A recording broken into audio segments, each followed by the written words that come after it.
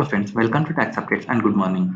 In this video, I am going to brief you about some income tax exemption and few extension which are given via press release dated 25th June 2021. Begin with the tax exemption. There are two types of tax exemptions are here. The first one is related to if you receive any financial help from your employer at the time of taking treatment towards COVID-19, entire amount whatever you receive from your employer will be exempted in the income tax. This is applicable from financial year 2019-20 onwards. That means it is applicable for 2020-21 and 2021-22 also. The next exemption is related to money received in case there is a death of an employee. Means when an employee is dead and if the employer or any well-wishers offers a financial assistance to their family members and whatever the money so received by their family members will be exempted.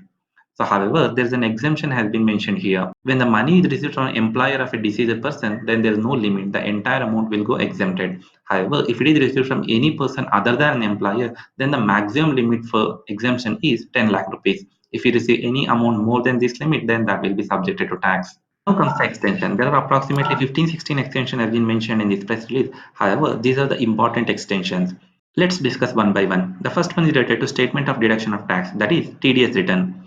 2020-21 Q4 return was originally due on 31st May 2021. However, in the last extension, it has been extended to 30th June and now it is again further extended to 15th July. And the next one is issue of Form 16. We all know that Form 16 to be issued within 15 days from the due date. That means when the due date is extended to 15 July, the Form 16 due date is also get extended to 31st July. And the third one is application under Section 1023C, 12AB, Section 35 and 80G. These are basically related to trust. The trusts which are already registered are yet to be registered once again under the Income Tax Act via Form 10A and 10AB. However, this requirement was extended to 31st August. Initially, this was due on 30th June. The basic reason for this extension is the Form 10A and 10AB are not yet functional on the income tax portal.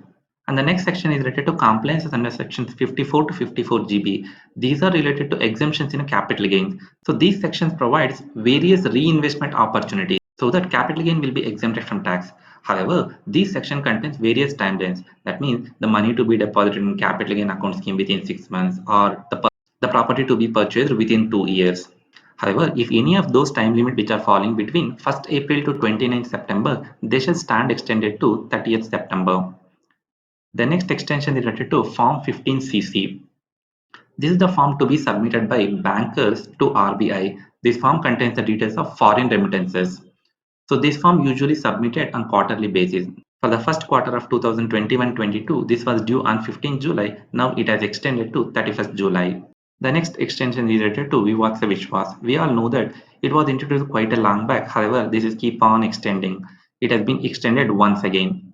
Now the revised due date is 31st August for submitting an application without any additional amount, and with additional amount you can still make an application till 31st October. The next extension is related to equalization levy statement.